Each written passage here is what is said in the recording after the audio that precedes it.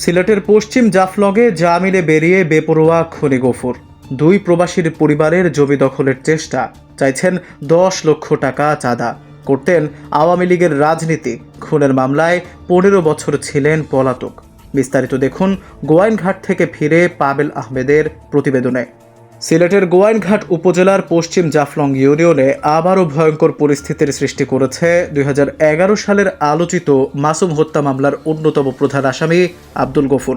1 দশকেরও বেশি সময় বিদেশে পলাতক থাকার পর দেশে ফিরে কিছুদিন কারাভোগ করে জামিনে বের হয়ে নতুন করে চাঁদাবাজি ও জমি দখলের হুমকিতে জড়িয়ে পড়েছে বলে অভিযোগ উঠেছে। স্থানীয় সূত্রে জানা যায়, পশ্চিম জাফলং ইউনিয়নের 9 নম্বর ওয়ার্ডে এলাকার দুই প্রবাসী ভাই সাইফুল ইসলাম ও তাজুল ইসলামের মালিকানাধীন 18% জমি দখলের পায়তারা করছে আব্দুল গফুর। আপনি যার কাছ থেকে জায়গা কিনেছেন, উনার নাম কি? আব্দুল গফুর। আয়া হইন আমার কাছে টাকা পাইতা। এই জায়গাটার বর্তমানে নামজারিটা কি আপনার নামে আছে? যে নামজারি আমার নামে, দলিল আমার নামে, সবটা আমার নামে। বাড়িতে হুমকি দেয়, আইজু সকালে ইয়া চাকু দেখায়, ওটা দেখায়, হতা দেখায়, এইরকম হতা করে। জমি ছেড়ে না দিলে 10 লক্ষ টাকা চাঁদা দাবি করা হচ্ছে। চাঁদা না দিলে খুন করে লাশ গুম করে ফেলার হুমকি দিচ্ছে বলেও অভিযোগ করেছেন ভুক্তভোগী পরিবার। আমার স্বামী প্রবাসে থাকো, আমি একলা মহিলা মানুষ, আমি বাচ্চা কাচ্চা লইয়া একলা ঘরে থাকি। আমার তাই 2 দিন পর আইয়া আমার হুমকি দেয় যে আমি 10 লাখ টাকা টান্ডে দিতাম, তাই দাবি করে। তানো দলবল লইয়া আইন, তাই কইছেন এমন মাইর মারবা যাতে মেডিকেলে গস্ত না, এই রকমের মাইর মারবা। আজকে এইগুলা তাই আমার কথা কইছে, দুপুরে আইছেন আইয়া ওগুলা কথা আমার কইয়া গেছে। শুধু হুমকি নয়, গফুরের সহযোগীরা তাদের ঘন ঘন ফোন ও সরাসরি ভয়ভীতি দেখিয়ে এলাকা ছাড়ারও বার্তা দিচ্ছে বলে জানা গেছে।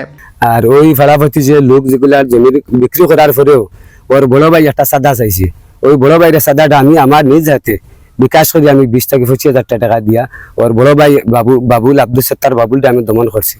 কিছুদিন আগে আইয়া দেখা করছে, দেখা করি আমাদের ভাইদেরকে বলছে যে এরা তো জায়গা জমিন আবার করতেছে, ওরা ইনকাম ভালো আছে, তাহলে ওই দাগে আমার বাড়িতে জমি মিথ্যা দাবি করি, মিথ্যা হেরানিত করি, একটা লোকজন সংগ্রহ করিয়া মিথ্যা ফলস করিয়া এরা বলছে যে 10 লক্ষ টাকা দিবা, কোনো সময় বলে 5 লক্ষ, কোনো সময় বেশি, কোনো সময় বেশি বলে যে 2 লক্ষ দিলে তার শেষ হয়ে যাবে, আমার কিছু টাকা পয়সা দিয়ে আমি চলে যাই।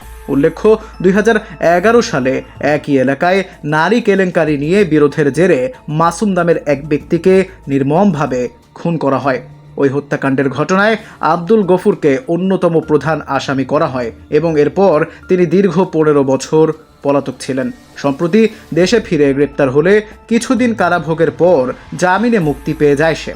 জামিনে মুক্তির পর থেকেই স্থানীয়ভাবে প্রভাব বিস্তার করতে থাকে এবং নিজেকে ক্ষমতাসীন দলের নেতাদের ঘনিষ্ঠ অনুসারী বলে পরিচয় দিয়ে ভয় ভীতি প্রদর্শন করে আসছে। সূত্র বলছে, আব্দুল গফুর শুরু থেকেই ক্ষমতাসীন আওয়ামী লীগের রাজনীতির সাথে জড়িত এবং তিনি সিলেট 4 আসনের সংসদ সদস্য ইমরান আহমেদের অনুসারী হিসেবে পরিচিত।